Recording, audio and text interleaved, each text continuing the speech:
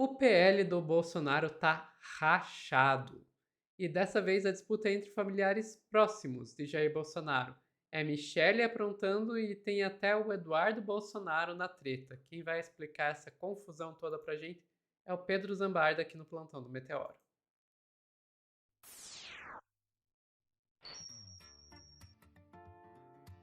Esse é aquele corte. Briguem! Briguem, desgraçados. Briguem, briguem. Briguem mais. Eu não vou nem falar nada, eu vou só mostrar esse áudio aqui, que é o chororô da revista Piauí, com o Eduardo Bolsonaro atacando a Michele. Uma nota falando que na imprensa, que pouco mais de 800 mil reais é o que a Michele Bolsonaro tem por mês no partido.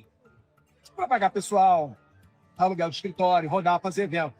Legal, interessante. Acho que tem que fazer, ela faz um bom trabalho aí junto às mulheres, etc., puxando para dentro da política e tal. Mas O que vem depois de mas na fala de um homem nunca é bom. o que eu tenho que ter zero? Pergunte aos brasileiros qual é o trabalho mais importante. É o trabalho político focado nas mulheres, para atrair elas para dentro da política, o que certamente tem a sua relevância e é importante. Ou o que a gente está fazendo aqui, que pode ter impacto nas próximas décadas no Brasil, no resgate da nossa democracia. Essa é uma nota. Esse é Eduardo Bolsonaro chorando no áudio contra a Michele Bolsonaro. E a briga tá pegando nos bastidores. O Jornal Globo retrata isso e o DCM reproduziu aqui. Eduardo e Michele travam guerra pelo Senado em São Paulo, enquanto Tarcísio se esconde no clã Bolsonaro. Vamos ver esse textinho aqui. A disputa pelo espólio eleitoral deixado por Eduardo Bolsonaro em São Paulo, que ele foi caçado, lembrando, né, gente? Escancarou um racha no PL e expôs uma queda de braço dentro do bolsonarismo, inclusive entre membros da própria família. A cassação do ex-deputado e sua permanência nos Estados Unidos abriram um vácuo na corrida ao Senado, no Estado, e desencadearam uma guerra interna por espaço, alianças e controle do palanque em 2026, segundo informações do Globo. Sem Eduardo, que aparecia à frente nas pesquisas, ao menos 6 nomes passaram a se apresentar como alternativa. Embora cassado por faltas pela Câmara, ele não está inelegível, mas aliados avaliam como improvável um retorno dele ao Brasil neste ano. Eduardo é réu no Supremo Tribunal Federal por tentar coagir o judiciário ao articular as sanções e autoridades brasileiras com alta chance de condenação.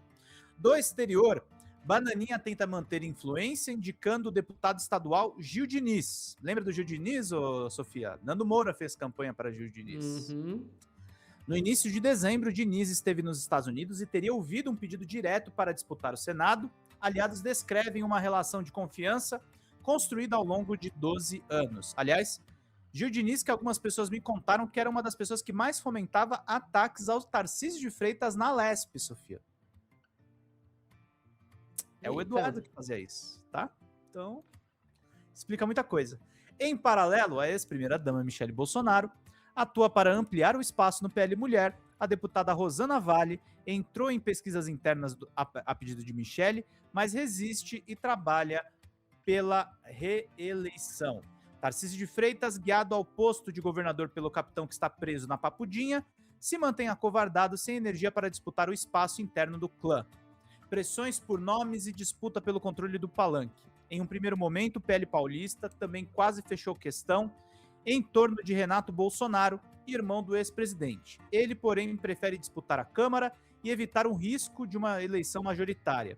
Nos bastidores, dirigentes relatam o desejo do entorno do governador Tarcísio de Freitas de impor a sua própria chapa para o Senado, com Guilherme Derrite e outro nome de fora do PL, em um cenário ainda indefinido de composição. Serão 2 vagas ao Senado por estado. Jair Bolsonaro segue sem sinalizar preferência, mantendo a fila de interessados em suspensão. O deputado Marco Feliciano é o mais insistente, mas enfrenta resistências por ser visto como pouco viável e barulhento demais para o Senado. Estou aguardando ainda a direção do presidente Bolsonaro, com aval dele eu estou à disposição, disse Marco Feliciano. O vice-prefeito paulistano Coronel Melo Araújo surge como alternativa com apelo à pauta da segurança pública, mas encontra forte resistência na base do prefeito Ricardo Nunes, do MDB. Vereadores e integrantes da gestão reclamam de atritos desde que ele passou a fiscalizar contratos e a destinação das emendas. Não temos ainda definição. Feliciano, Melo Araújo, Renato Bolsonaro são possibilidades. Bolsonaro não deu opinião ainda, afirmou o presidente do PL, Valdemar da Costa Neto. No partido, líderes defendem uma decisão até o carnaval para evitar que o vácuo seja ocupado por candidaturas fora do controle da sigla. Impacto no projeto de Flávio. A indefinição afeta também o plano presidencial de Flávio Bolsonaro, que precisa de um palanque robusto em São Paulo. Aliados defendem abraçar a chapa desenhada por Tarcísio, ainda que sem nomes do PL, como a dobradinha Derrite e Ricardo Salles do Partido Novo, para evitar a fragmentação da direita. A esquerda tem nomes fortes e competitivos, então nós, da direita, temos que jogar junto para pegar as duas vagas. Se abrir demais, tem chance da direita pegar apenas uma das vagas, afirmou Salles. A família Bolsonaro, porém, guarda irritação antiga com o ex-ministro Ricardo Salles, que deixou o PL após a frustração com a negativa do partido à sua candidatura à Prefeitura de São Paulo. Em 2024, apoiar Salles agora significaria avalizar um dissidente em detrimento de quadros da legenda. Isso aqui não tá lembrando alguma coisa, Sofia? Tá, As brigas em Santa Catarina? tá lembrando as brigas em Santa Catarina, as brigas no Ceará, as brigas no Distrito Federal. E assim, a briga deles não vem de hoje, tá? 27 de novembro, Jornal Globo. Eduardo diz que Flávio é mais preparado que Michele para disputar o Planalto. E a coluna da Mônica Bergamo em 1º de dezembro do ano passado. Flávio, Eduardo e Carlos Bolsonaro criticam Michele por ser autoritária. Briguem, desgraçados, briguem. Eles não estão tão unidos assim para a questão do Senado, viu? E São Paulo é um estado-chave para isso. Sim, é interessante ver isso, porque ao mesmo tempo, para começar, a gente vê uma disputa aí entre o bolsonarismo raiz e a direita tradicional. Começa por aí.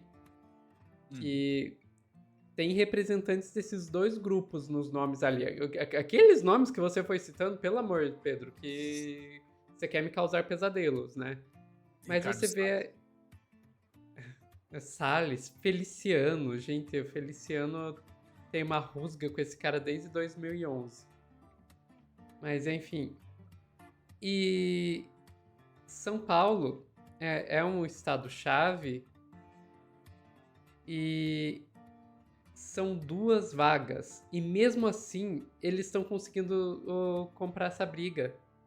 São 2 vagas. Eu fico imaginando se a gente tivesse 4 anos atrás ou 4 anos na frente, como é que seria isso? Que seria uma vaga só.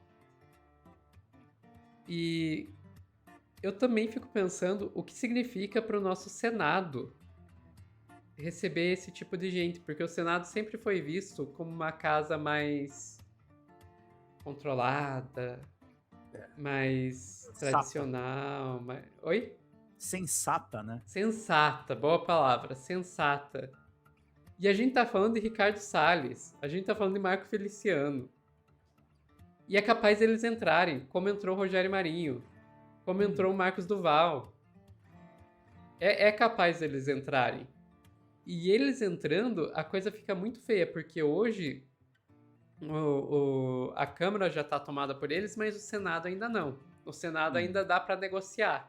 E negociando com o Senado, você consegue segurar os projetos de lei mais malucos, você consegue impedir derrubada de voto do presidente, você consegue impedir planos sem pé nem cabeça, como de impeachment de ministros do Supremo Tribunal Federal. Se esses caras conseguem entrar e se tornar uma maioria qualificada no Senado, a gente tá muito fudido, Pedro.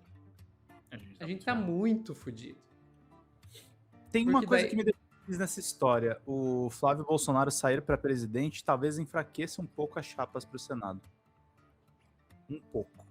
Mas não muda muito. Não muda muita coisa não, sendo bem sincera. Eu não acho que muda muita coisa não, porque ele sairia pelo Senado pelo Rio de Janeiro, né? Tem que ver quem entra lá. Tem que ver quem entra lá, no lugar dele.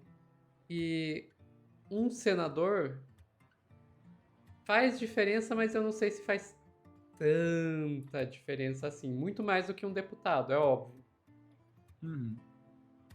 Agora, esses rachos aí, pra mim, uma coisa que eles mostram é que a gente tem essa mania na esquerda de um derrotismo de achar que, ah, não, a gente briga entre nós, eles são sempre unidos entre eles. Não são unidos coisa nenhuma, gente. A razão pelas brigas é diferente. Na esquerda, muitas vezes, as brigas são ideológicas, são de projeto, porque a esquerda é muito diversa. Na direita é por poder. O pessoal da direita quer saber de poder, e muitas vezes eles querem poder ir pra eles não querem saber.